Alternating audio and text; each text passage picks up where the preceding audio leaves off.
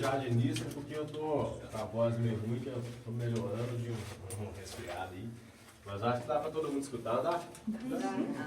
Aqui, pessoal, para quem chegou um pouco depois, meu nome é Luiz, beleza?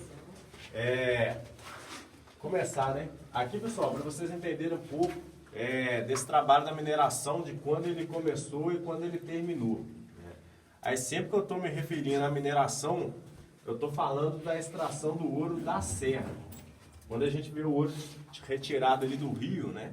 Ele não é um ouro minerado, ele é um ouro captado, ele já é um material solto. Aí essa mineração na serra, ela começou no ano de 1700 e foi até o ano de 1820. Então ela atravessou o século XVIII inteiro e ainda pegou 20 anos ainda do século XIX, né? Aí como essa mineração, ela ocorreu num período que ainda não tinha dado a Revolução Industrial, tudo isso aqui foi de uma maneira mais arcaica, né? Era marreta, picareta, ponteiro, alavanca, era tudo ferramentas de uso manual, né? E aí, como não tinha máquinas e nem bombas, né? Todas essas técnicas que eles usaram nessa galeria aqui, eles repetiram nas demais galerias que existem. Né? Aí, por que eu estou falando isso com vocês? Aqui no bairro, pessoal, no bairro São Cristóvão, nós estamos dentro de uma das 45 galerias subterrâneas que tem no bairro. Em Ouro Preto são cerca de 350 catalogadas, entendeu? Né? Fora aquelas que estão no mapa que não entrou nessa conta. Então, assim, todas essas também, né, como são da mesma época, a técnica que usou nessa repetiu nas demais. O processo inicial de escavação desses túneis, né, era um processo de tentativa e erro. Né? Essa tentativa e erro, eles faziam o seguinte: pegavam um ponto na serra, eles escavavam mais ou menos até uns 7 metros. Se até 7 metros eles encontrassem quartzo, o cristal, eles retiravam o que desse para retirar de ouro lá no início da galeria e davam sequência para a escavação. Se eles não encontrassem quartzo, eles paravam e tentavam outro ponto da serra, né? Mais para frente eu vou explicar, vocês vão entender por que eu estou falando do quartzo. Que, na verdade, o quartzo é o que é um indicativo de ouro, aqui nesse terreno, né? Nesse solo. E aí, lá no início dessa galeria, onde que a gente abaixa a primeira vez lá tem um veio de quartzo na parede. Para quem não viu, na hora que a gente estiver voltando aqui dá para ver. Se não fosse ele lá, provavelmente eles tinham parado. Eles não tinham continuado a escavação, não.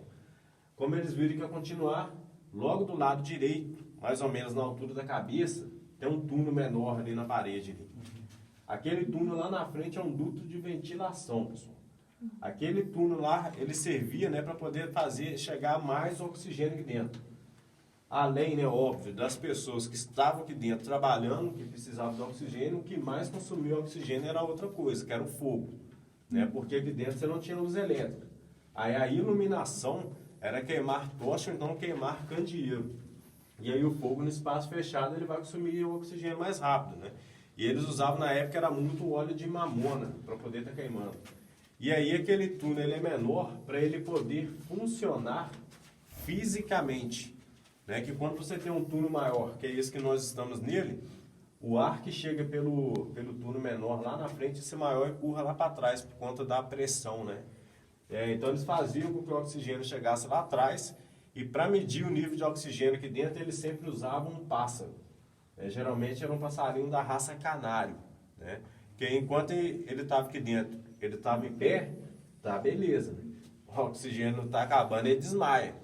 E aí ele desmaiou, você tem que sair do ambiente, dar um tempo para lá, depois volta para continuar o trabalho, né? Então eram essas técnicas assim, né, que eles iam conseguindo fazer esse trabalho da mineração. E o mais importante, você tem que tirar o ouro e levar lá para fora, voltar a pegar mais e a mina não pode cair na sua cabeça. Então você tem que saber escavar. Essa rocha aqui que nos envolve, pessoal, ela é uma rocha metamórfica, o nome dela se chama Itabirito, né, que é o nome dela. E ela tem uma concentração de ferro de cerca de 50% a 55% de ferro. Aí ela é uma escavação assim, ela é uma rocha resistente, né? E a escavação que eles fizeram, a gente consegue observar que toda ela é uma escavação com um formato elíptico, parecendo ferradura de cavalo, né? O jeito, né? O formato.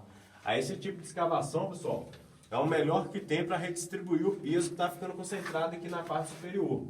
Né, que tudo que está acima, a tendência é vir em linha reta para baixo por conta da força de gravidade. Né?